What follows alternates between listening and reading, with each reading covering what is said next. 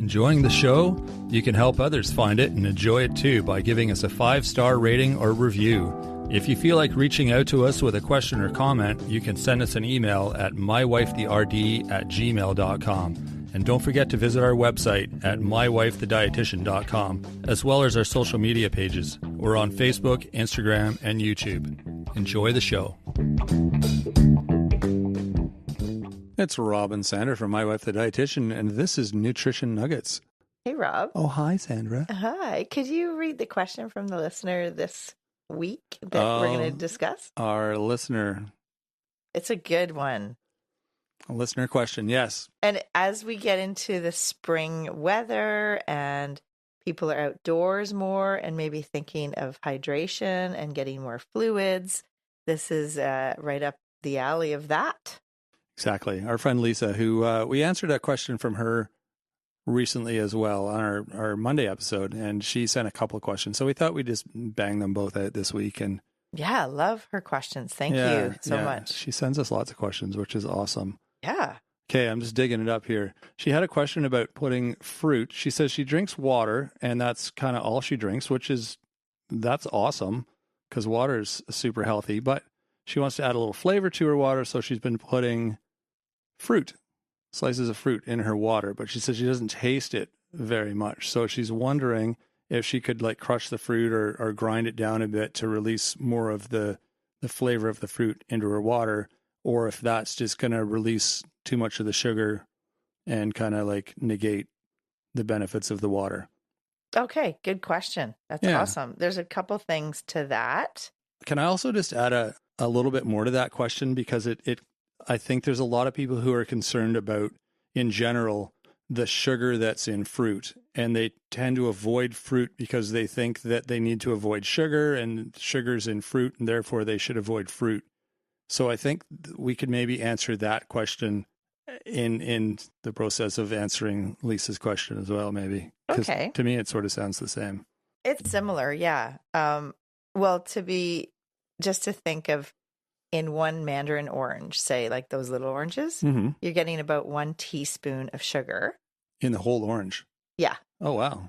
Yeah. That's it? Yeah, like they're small, but the thing is when you're making orange juice, you would like squeeze about 8. 14 of those or something. Yeah. Well, I like a lot of juice. Yeah, so that's where, the accumulation of the sugar in the juice. Right. Or in a sugary beverage. Right, I see. So I love that she's using water mostly to drink. That's the best. That's the best idea. And a slice of fruit, no big deal. That's great. And it's hardly any sugar that's released. But there's another point to this. I worry more about the enamel erosion on her teeth, because if you're squeezing fruit in your water and that's how you're primarily drinking fluids all day, like through the day, you're getting little acid attacks on your teeth. And that's like the enamel erosion happens, which increases your risk of cavities. It actually softens and dissolves the mineral content of the tooth. And it actually can increase your tooth sensitivity and yellowing. And if you brush your teeth right after doing that, you're actually going to make it worse. So you should actually wait to brush your teeth for at least 30 to 60 minutes, because your saliva needs to help remineralize your tooth enamel. Wow, that's a lot to digest. So, sorry. That's okay. I understand. It's not okay. I don't want to. We're probably blowing this out of proportion, because in general, drinking water with a bit of fruit is great. It's fine. It's not a big deal. The sugar's not really an issue. If you're only doing that for your fluids, then I am worried about your tooth enamel. And is it from the sugar in the fruit that causes the acid attacks? So is there a particular... Is it because it's citrus fruits? Yes. I see. Okay. So if you can use cucumber or banana, mint. Squeeze some banana into your water. Ew. I think cucumber is pretty common. True. And you said mint? And mint. Mint would be good. Yeah. So those would be better, actually. Okay. Because they won't be acid attacks on your teeth the same way as orange or citrus fruit, lemon, lime. Another thing I'll add, and this is just something I've come across through life, tea that's cold isn't that bad. Depending if you have a herbal tea that you made and you forgot about it, and you go back later to drink it, and it's like, oh, it's cold. Oh well, whatever. I'll just drink it. It's pretty good. So I don't know if that would be an option because you're getting some flavor from the tea. Absolutely, like peppermint fruity tea. flavors. You know, you can get like lemon tea and all that kind of stuff. So I don't know how that's made. If that would be similar issues as squeezing fruit, but it might be another option. Definitely the peppermint tea. That's my new favorite. That's cooled would be not as acidic as a citrus fruit. And I remember the story of a dental hygienist that I talked to one time, and she was talking about how a client in particular was drinking a lot of smoothies, and this person was in high school, and they would make a smoothie and then just sip on it all morning. We did an episode on this. Okay. I think we did, because I remember like the whole acid attacks in your teeth, and even though you think you're drinking something healthy, because I think with the smoothie it was better to drink it all at once, right, rather than sip on it. Yeah, because what happened, what this dental hygienist said was this person had braces and they had a smoothie every day and they sipped on it for 4 or 5 hours in the morning. And so when they went to get their braces removed, their teeth had changed a lot around where the braces were. Oh, interesting. So the braces protected the underlying teeth, but the enamel that was exposed to the smoothie that was, a little acid attacks as you're sipping that smoothie for over 4 hours. And, people do this with other beverages too, or foods. So, I mean, I think we did do an episode. We could do a whole nother episode on different foods that are good for your teeth and foods that aren't good for your teeth. But it just brought to mind when Lisa asked that question about squeezing fruit into the water and infusing the fruit. And, I think the question is about sugar, but it's more, in my mind, it's the little acid attacks on the teeth. And I mean, water is a better fluid, like in general. I agree. And, there are different, I don't want to say flavors of water, but depending on where you go and where you're getting your water from, and I don't necessarily mean bottled water, but even city to city, some waters just taste better in certain places. So, I mean, not just taste. Some waters actually have more minerals. So like a hard water, I want to do an episode on the magnesium and how so many people are deficient in magnesium. And part of the issue is what's in your water supply, in your city water, like you said. And if you have a more soft water and not enough magnesium, that can also contribute to magnesium deficiencies. And then there's this whole vicious cycle of what can happen. Like you can lose your hearing more rapidly. And like, there's so many different things that, with magnesium, that's so important that we don't really know about or hear about. Yeah, that's because we haven't been getting our water supply. It affected our hearing. So that's why we don't hear about it.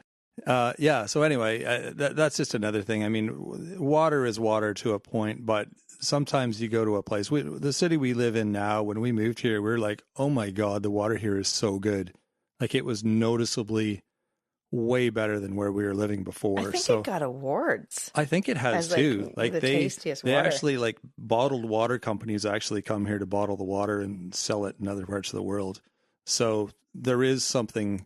You're looking at me like, what? Oh. I don't know about that. Anyways. No, there's a few local ones that are First Nations, I think, that do that.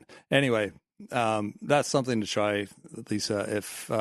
If your local city water is nasty, then you can just, I don't know, try a home water filter, or one of those little jugs you put in your fridge, or like a purifier thing, bottled water, I don't know, whatever. But anyway, something to think about. You think of that microplastics and stuff. Well, with the bottled water. yeah, true. That's the other issue.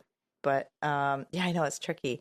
With the some of the suggestions, if you are using fruit in your water and it happens to be a citrus fruit, then using a straw, so it reduces the contact to your teeth.